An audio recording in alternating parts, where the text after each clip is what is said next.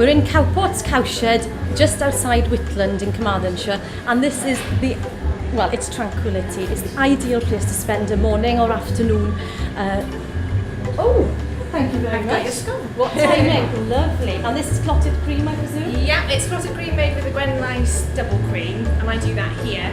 And the jam is also from homemade raisins. Oh, I can't wait to step into this.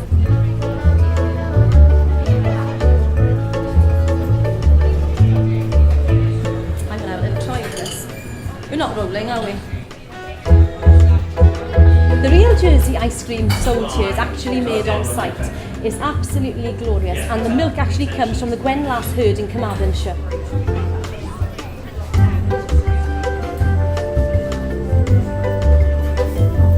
As well as the delicious ice creams, there's also a lovely lunch menu. And also, don't forget our Jersey beef. Oh yes. Home reared and grass fed.